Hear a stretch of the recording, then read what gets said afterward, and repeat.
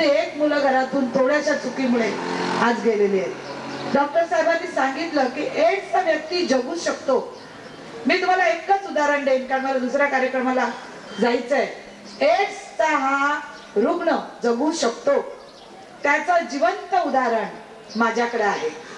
माझ्याकडे एक मुलगी आहे, गेली 5 वर्ष झाली तिला एड्स झालेला आहे। ती काम करते, तिचं मनोबल वाढवलं, तिच्या हाताला काम दिलं, तिला महिलांच्यात जागृत ठेवलं, ती सतत कामामध्ये तिला आम्ही बिझी ठेवलंय।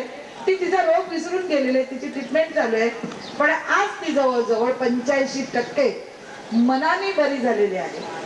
पूर्वी ती एकटी बसायची, ग्रॅज्युएट मुलगी, नवऱ्याला एड्स झाला म्हणून तिला झाला, अचानक नवऱ्याच्यामुळे तिला ट्रान्सफर झालेला आहे तो, त्यामुळे झालेला आहे। आणि तिला असं वाटलं माझे उदय ते उगवतं जीवन आणि माझी काय चुकी आहे की मला एड्स झाला, मी कोणाचं वाईट केलंय का, माझं तर आता मी उमलणारी कळी आणि मला एड्स झाला। आम्ही ज्यावेळी आम्हाला कळल्यावर आम्ही तिला आमच्या संस्थेमध्ये काम दिलं। जास्त वेळ बोलायला आवडलं असतं मार्गदर्शन, पण माझा एक कार्यक्रम आहे तिथे सुद्धा लोक सारखी फोन करत आहेत। हा कार्यक्रम 11चा होता म्हणून मी 12 पर्यंत संपेल, पण हा चांगला उपक्रम घेतला आणि भविष्यामध्ये जिथे जिथे शाळा कॉलेज आहे तिथे जाऊन त्याचं जागृती झाली पाहिजे।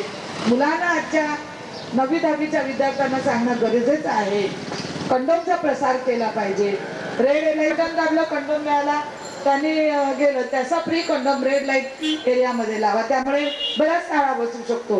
असे अनेक उपाय मी सरकारला सुचवलेले आहेत आणि ह्याच्या पुढे सुद्धा हेगडे साहेब, सुनीताताई, आपण सर्वांनी मिळून आणखीन एकदा काहीतरी बैठक घेऊ, ह्याच्याला आणखीन चांगल्या पद्धतीने काही नव्या मुंबईत विष्णुदास भावेला लावून कार्यक्रम करता येईल का असं या नगरसेवकांच्या माध्यमातून आपण बघू।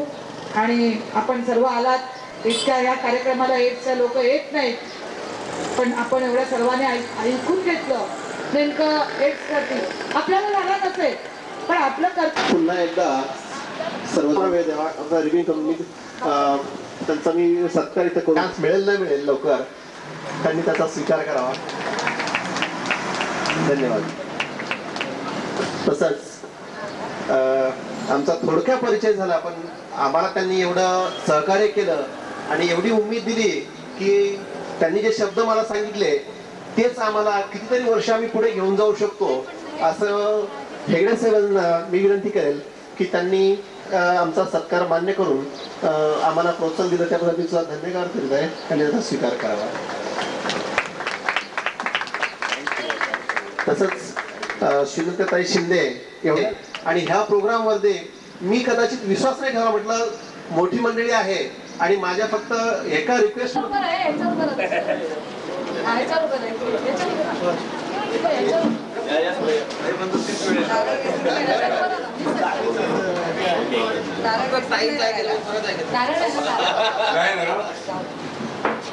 सगळे आले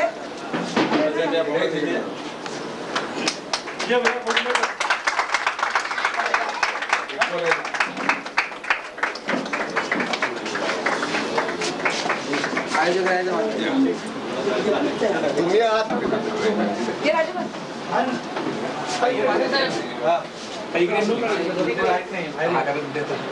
आता माझं तो कार्यक्रम अगोदर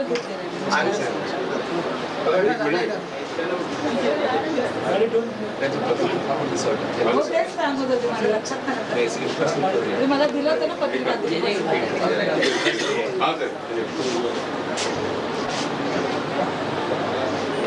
आयुर्ला घेऊन असतो इकडे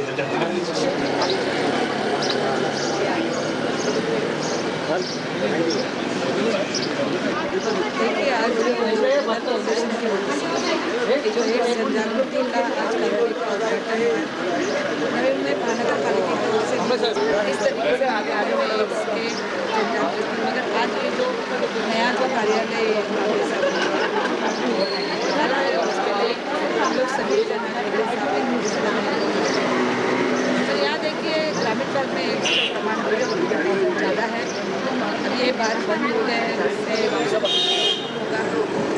पहली बात है कि हमने महाराष्ट्र शासन में एक शासकीय बिल लाया था कि एड्स का जो ब्लड ग्रुप है वो चेक होने के बाद ही शादी होती है, लड़का और लड़की वो शासकीय बिल था। इसलिए अगर भविष्य में अगर ऐसा बिल आएगा और ब्लड की चाचनी होगी तो जरूर इसमें कुछ न कुछ फायदा होगा। अभी ये सुनामी लाट की तरह महाराष्ट्र और देश को पूरा क्लोज है। इसके लिए सबको जागरूक होना चाहिए और लोगों को ज़्यादा जागरूक होना चाहिए। जैसे कि आपने कहा एड्स के रोगी की मनोशक्ति बढ़ाना जरूरी है।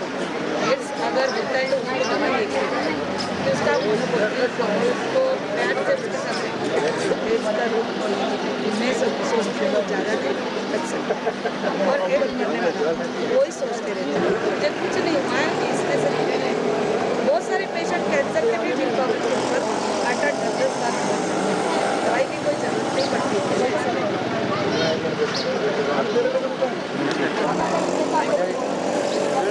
पत्रिका नंबर 1 आहे आपला पुस्तक वेळोवेळी जनजागृती केली जाते म्हणून काही याचं मुख्य कारण हेच आहे की आपल्या समाजामध्ये एक अशी प्रकारे दाट स्थिती एड्स माणसाला झाला तो माणूस देखील संपला केला फार कमी गुन्हा केला आहे असं लोक दर्शवतात आणि त्यामुळे होतं काय तो शेवटपर्यंत तो खंतत राहतो आणि त्या खंतत मरतो तो माणूस आणि ट्रीटमेंट एवढा उशिरा सुरू करतो की त्या ट्रीटमेंटचा उपयोग होतो दुर्दैवानं असं. पण फॉरेनमध्ये लक्षात ठेवा की एक मी बघितलं की ती मंडळी ती एवढी खंबीर असतात की ती लोकांना सरळ सांगतात की मला एड्स झालेला आहे मी आता बरा होतोय बरा होणार आहे बरा होतोय मी ते धैर्य दाखवतात आणि आता तुम्ही शिका त्यांचं काही चुकीच नाही नवऱ्यानं कुठे चुकून काही झालेलं असतं अनियमित संबंध झालेला असतो आणि तो त्याला माहीत नसल्याकारणानं चुकून त्याच्या मिसेसना वगैरे त्याच्या घरच्यांना होतो आणि काय काय लहान मुलं जी आहेत शिशू जे आहेत त्यांना होतं त्या बायकांना माहीतच शेवट माहीत नसतं की बुवा आपल्याला झालेलं आहे म्हणून. तर अशा प्रकारे पुष्कळ वेळेला हा जो आहे तो चुकून होतोय असं असताना सुद्धा असल्यामुळं ही लोकं जी आहेत कारण जर कळलं तर लोकांना सांगितलं समोर लोकांना सांगितलं पाहिजे की मला एड्स झालेलं आहे आणि एड्स बरा होऊ शकतो हे जेव्हा तुम्ही लोकांना जेव्हा सांगू शकाल लोकांसमोर येऊ शकाल त्यावेळेला तिथं खऱ्या असताना त्या रोगाचं कुठं नियंत्रण सुरू होईल. पण दुर्दैवानं असं होत नाही.